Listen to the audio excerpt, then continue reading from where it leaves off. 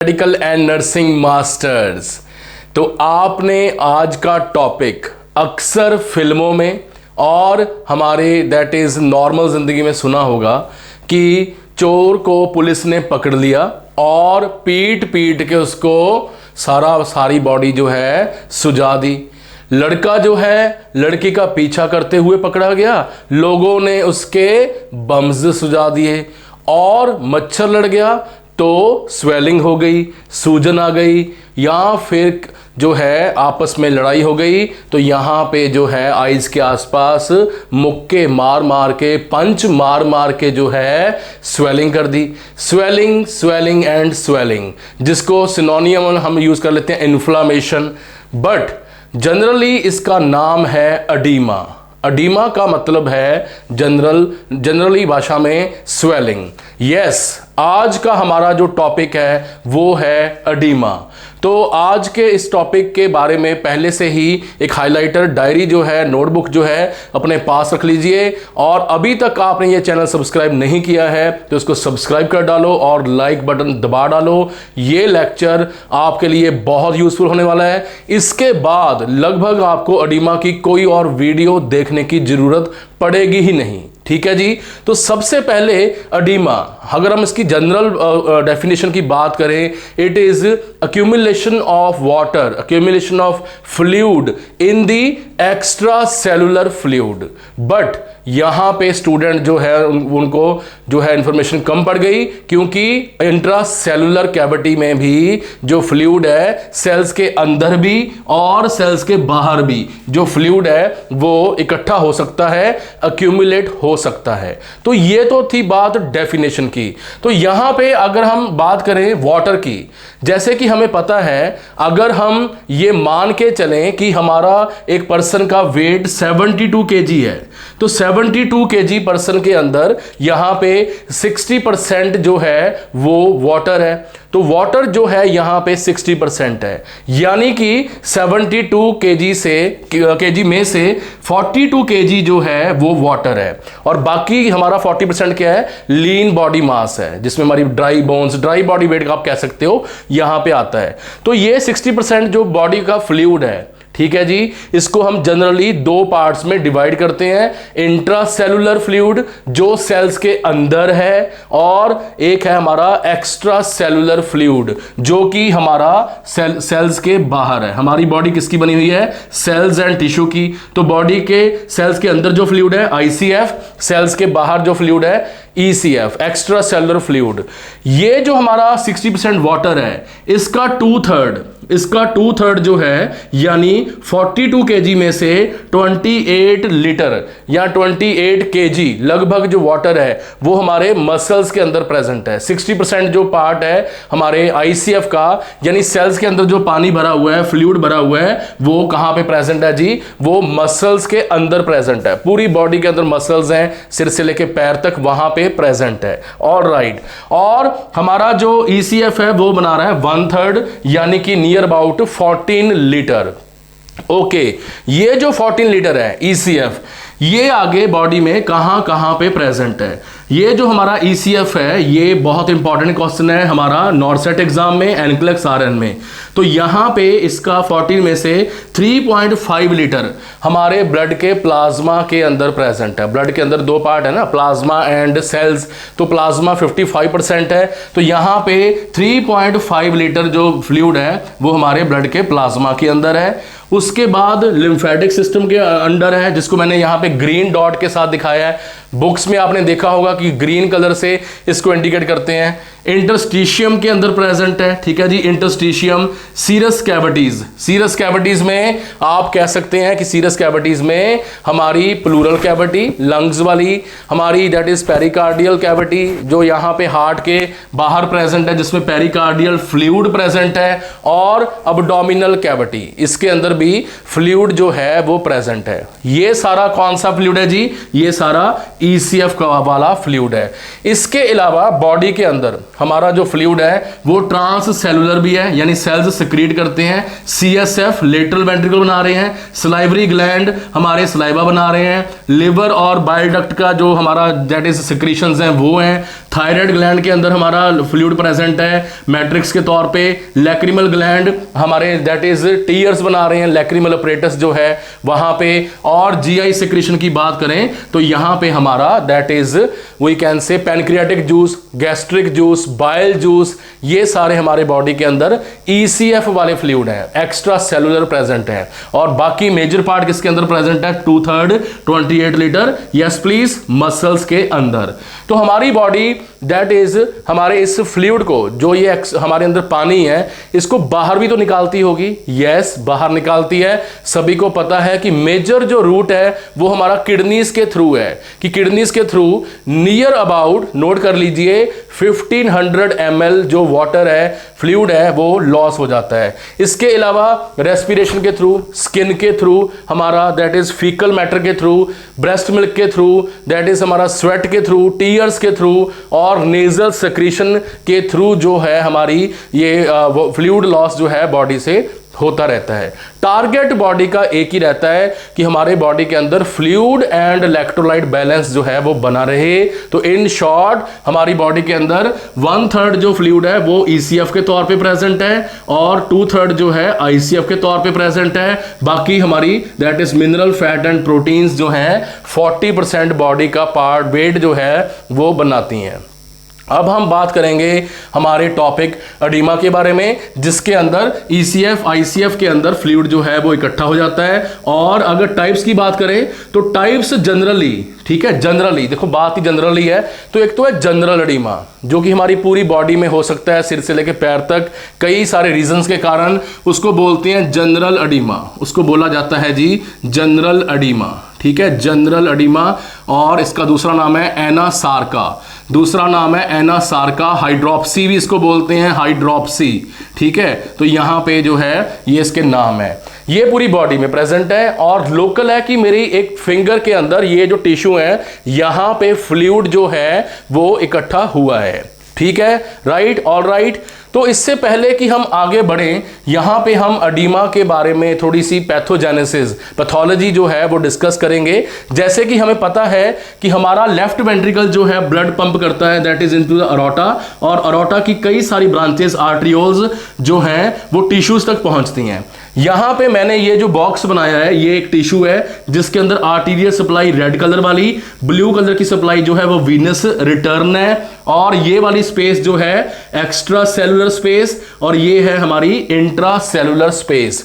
तो जैसे ही हमारा हार्ट नॉर्मल बीपी के अंडर 120/80 बीपी के अंडर यहां पे ब्लड पंप करता है, तो ये ब्लड डिस्ट्रीब्यूट होता होता आर्ट्रियोल्स तक 35 mm Hg, 35 mm मर्करी का प्रेशर जो है वो यहां पे रह जाता है। कितना? 35 mm मर्करी।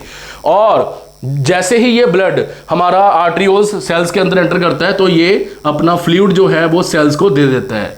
और यहां पे हमारा जैसे ही वीनस रिटर्न होता है तो वीनस रिटर्न की वैल्यू है 15 mm मर्करी, क्योंकि अब फ्लूइड यहां पे सेल्स को मिला था तो यहां पे फ्लूइड का प्रेशर जो है वो कम हो जाता है, ठीक है। बट ये 25 क्या है? हमारे ब्लड के अंदर जैसे हमें पता है एक प्रोटीन है प्लाज्मा के अंदर, एल्ब्यूमिन। ये जो हमारी एल्ब्यूमिन नाम की प्रोटीन है ये यहां से जाते हुए ब्लड में से वाटर को ध्यान से सुनिए, वाटर को बाहर जाने से रोकती है, बाहर जाने से रोकती है। कहीं ऐसा ना हो कि ज्यादा मात्रा में फ्लूइड जो है वो यहां से बाहर आ जाए, इसलिए यहां पे एल्ब्यूमिन नाम की जो प्रोटीन है वो प्रेजेंट है। ये एल्ब्यूमिन नाम की प्रोटीन ब्लड के अंदर ऑस्मोटिक प्रेशर क्रिएट करती है। इसके अंदर पावर है कि मेरे को पानी दे दो, पानी दे दो, पानी दे दो, तो ये पानी को खींच लेती है, ऑस्मोटिक प्रेशर बना के रखती है। ये ऑस्मोटिक प्रेशर है 25 mm Hg। तो यहीं पे हम एक बात नोट कर लेते हैं कि अगर ये एल्ब्यूमिन यहां पे ना हो तो क्या यहां पे फ्लूइड वाटर जो है वो रिटेन रहेगा, बना रहेगा? नहीं। कहां जाएगा? यस, बाहर आ जाएगा। कहां पे?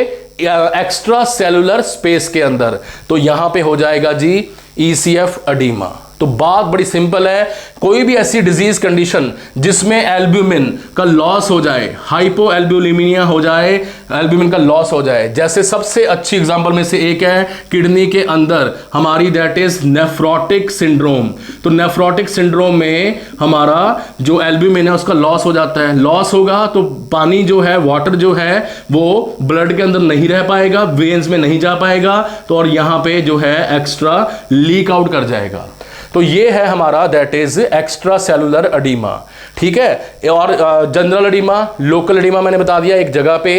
आईसीएफ है कि अगर हमारा आईसीएफ एडीमा की बात करें कि सेल्स के अंदर, अगर सेल्स के अंदर, ठीक है, सेल्स के अंदर जो है फ्लूइड इकट्ठा हो रहा है तो यहां पे होगा ICF edema, right, ICF edema. But ये क्यों होगा? ऑब्वियस है, आईसीएफ एडीमा इसलिए होगा क्योंकि यहां पे मान लीजिए पर्सन ने ज्यादा सोडियम जो है वो इनटेक लिया है, सोडियम इनटेक। ये सोडियम ब्लड के थ्रू होता हुआ अब यहां पे सेल्स के अंदर आ जाता है, क्योंकि सेल मेम्ब्रेन जो है सोडियम के प्रति बहुत परमिएबल है। तो सोडियम अब सेल्स के अंदर आ गया, जिसके कारण सेल के अंदर हो गया हमारा दैट इज एडीमा, यानी we can say hyper osmolar cellular environment हो जाए तो एडीमा हो सकता है।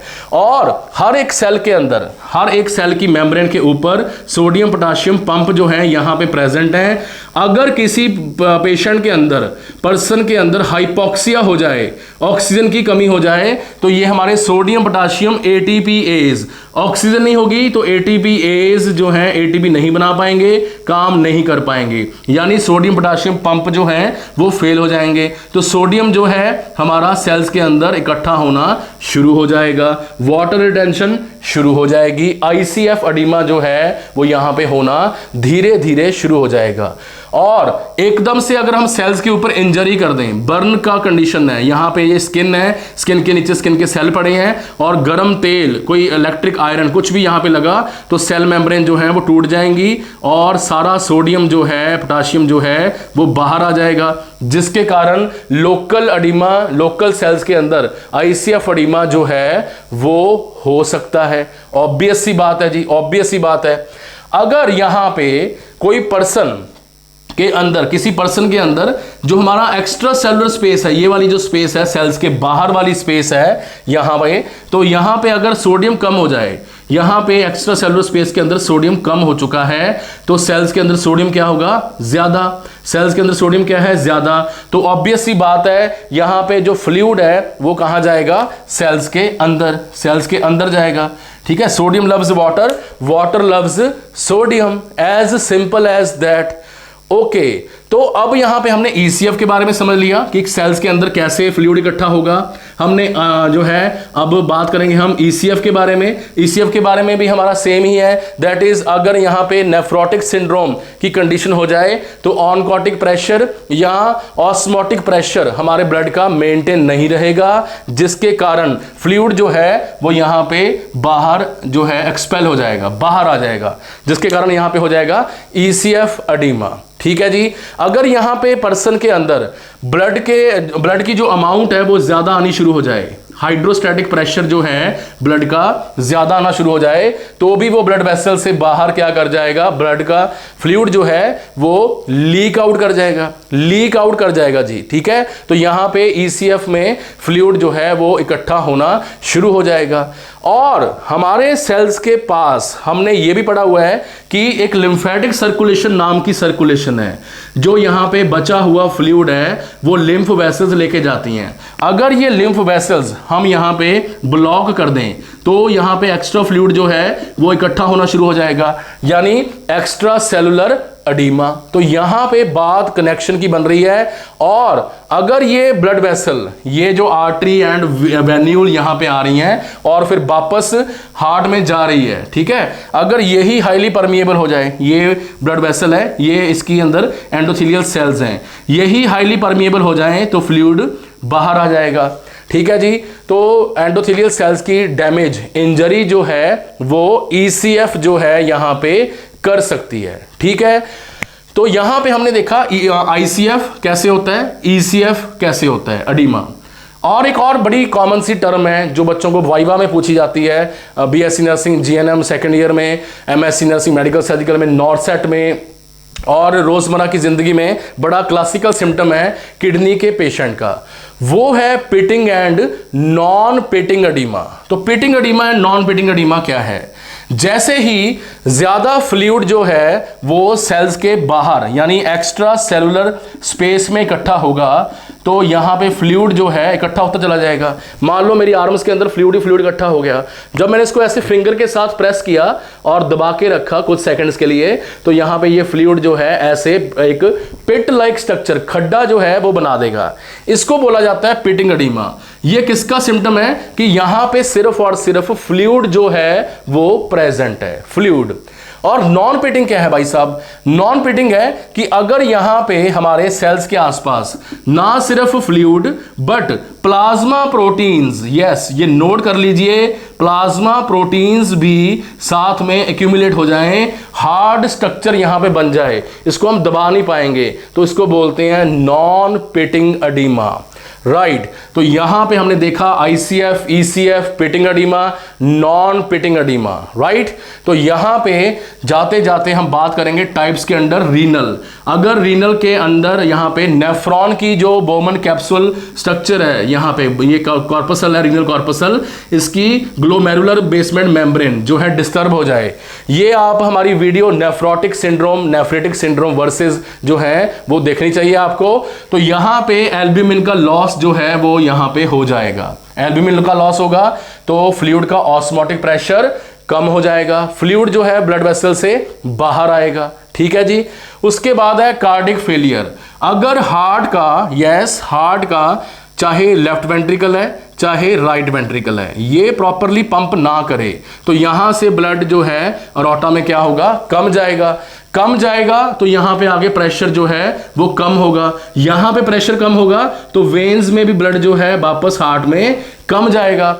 कम जाएगा तो वेन्स जो हैं वो क्या हो जाएंगी, लीकी हो जाएंगी। तो हमारा यहां पे सेंट्रल वीनस प्रेशर जो है वो इंक्रीज होने के कारण वेन्स में, क्योंकि पीछे से हार्ट पंप नहीं कर रहा और मेरी वेन्स जो है उनके अंदर प्रेशर नहीं है, तो वेन्स अपना फ्लूइड बाहर छोड़ना शुरू कर देती हैं। कंजेस्टिव कार्डिक फेलियर जिसमें लेफ्ट वेंट्रिकल और राइट वेंट्रिकल कंजेशन के अंडर हमारा दैट इज पंप नहीं कर पाते, क्योंकि बाहर इनके फ्लूइड जो है वो इकट्ठा हो जाता है।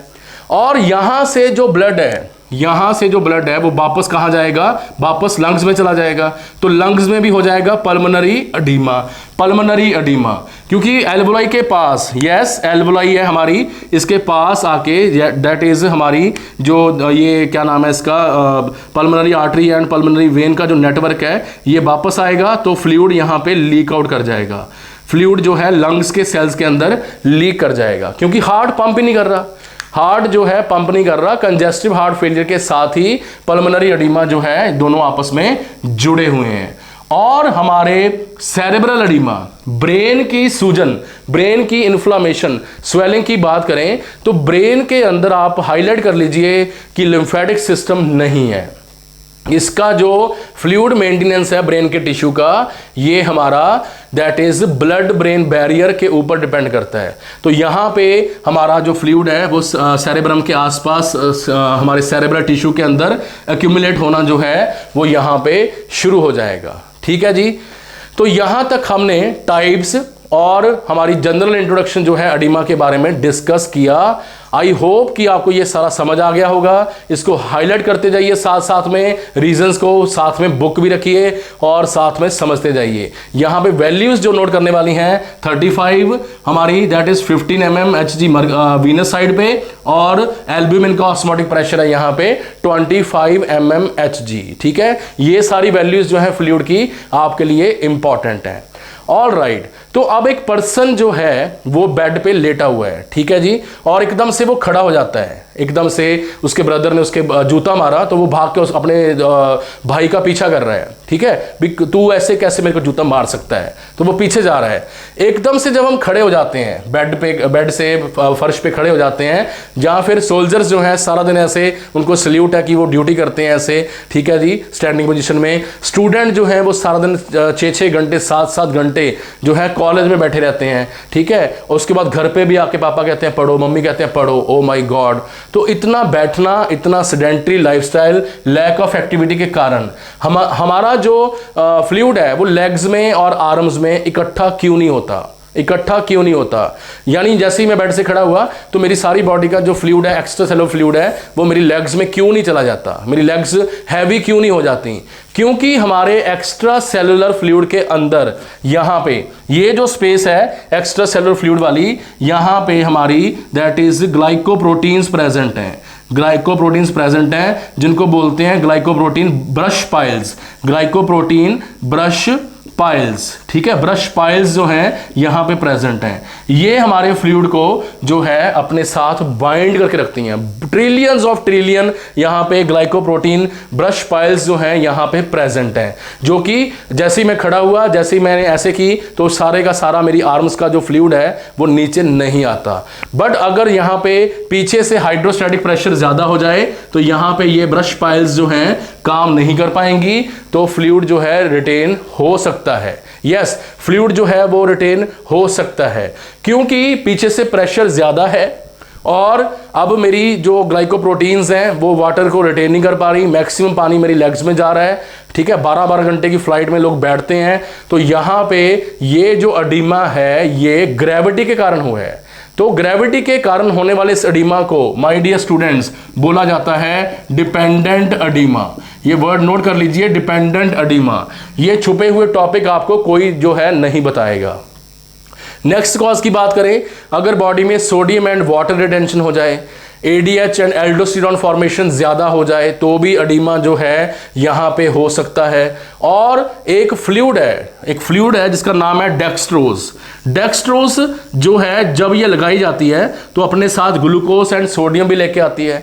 जितना ज्यादा डेक्सट्रोज यहां पे लगेगा तो डेक्सट्रोज यहां से ऐसे आ रही है और यहां पे ब्लड के अंदर आ चुकी है। अब ये एक्स्ट्रा सेलुलर फ्लूइड में फिर इंट्रासेलुलर फ्लूइड में चली जाएगी। तो डेक्सट्रोस जो है अगर इसको हम ज्यादा ओवरडोज दे दें, हमारी डेक्सट्रोस D5% D10%, तो ये अडीमा कर सकती है। इसीलिए ये शॉक या हेमरेज के कंडीशन में ज्यादा प्रेफर नहीं की जाती। ज्यादा प्रेफर क्या किया जाएगा, जब पेशेंट का बीपी कम हो रहा है, that is administration of plasma protein या फिर मैचिंग ब्लड जो है वो किया जाएगा। क्योंकि प्लाज्मा प्रोटीन में क्या प्रेजेंट है जी, प्लाज्मा प्रोटीन में प्रेजेंट है एल्ब्यूमिन, जो कि यहां पे आके वाटर को क्या करेगी, रिटेन करेगी। बीपी के टाइम वाटर रिटेन करना बहुत इंपॉर्टेंट है, तो यहां पे प्लाज्मा प्रोटीन्स जो हैं वो दी जाती हैं, ठीक है। तो यहां पे ये प्रेफरेंस है। सो आई होप कि ये जो अडीमा का शॉर्ट लेक्चर है पैथोलॉजी के अंडर, मेडिकल सर्जिकल के अंडर, ये आपके लिए बहुत यूजफुल साबित हुआ होगा। Kindly share this video link with all your friends, classmates and teachers और juniors and seniors. Thank you for watching this video. This video might prove helpful for you NORCET exam, NCLEX RN exam, NCLEX RN next generation, and in the field of nursing examinations of BSc nursing second year, third year. Thank you for watching this video.